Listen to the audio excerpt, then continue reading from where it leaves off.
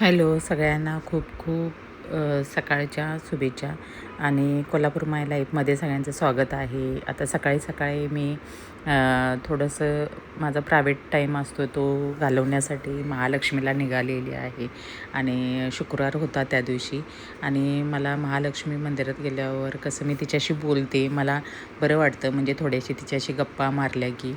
आणि इथं कोल्हापूरमध्ये आल्यापासून म्हणजे हा माझा बेस्ट टाईम तिच्यासोबत असतो आणि मला आवडतं तिथं गेलं की म्हणजे पूर्ण मी जग सगळं विसरून जाते.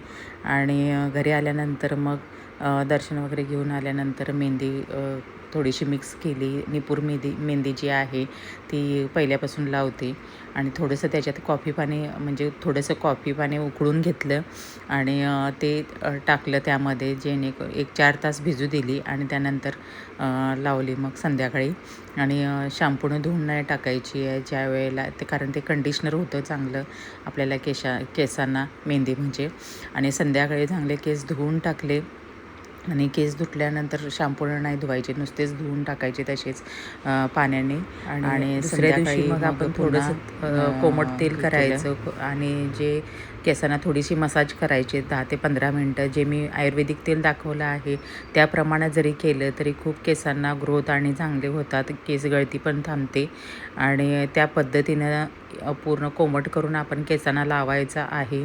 आणि ते लावल्यानंतर मग पूर्ण रात्रभर तसंच ठेवून द्यायचं तेल. आणि त्यानंतर मग सकाळी शॅम्पूनं धुवून टाकायचे केस आणि मॉइश्चरायझर पण होतं केसांना आणि कंडिशनर पण असं व्यवस्थित पद्धतीनं होतं. त्यामुळं केस गळती आता ही जी आहे महिन्यातून एकदा तरी व्यवस्थित मला काही साड्या होत्या ज्या दिवाळीत दिल्या होत्या. नंदेने एक दिली होती, आईनं पण दिली होती.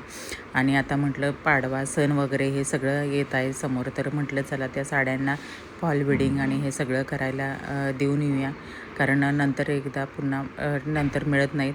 मग जवळजवळ अर्धी 1 महिना मी देऊन ठेवल्या जेणेकरून आपल्या सवडीनुसार पण आणायला जाता येईल अशा ह्यानं. आणि जाताना कसं आता मंदिरात पण जाणं झालं त्या ह्यानं, कारण आदल्याच दिवशी शुक्रवारी असं गेलो होतो. पण कसं त्या ह्यानं गेलो म्हटल्यावर तिथे दर्शन घेऊन आले. आणि कसं आहे ह्या सगळ्या गोष्टी करताना मला इथलं जे वातावरण आहे त्या ह्याच्यात सानिध्यात गेल्यावर उसाचा रस घेतला येताना तिथे. आणि खूप दिवसांनी अशी म्हणजे स्वतःला वेळ देऊन असं जायला लागलेले आहे, कारण हा जो वेळ आहे तो स्वतःसाठी मी माझा राखून ठेवलेला आहे. कारण इथं कीर्तन चालू होतं, कीर्तन मस्त असं चालू होतं आणि ऐकायला थोडा वेळ बसले तिथं, कारण मंदिरात काही ना काहीतरी आधीमध्ये कार्यक्रम चालूच असतात.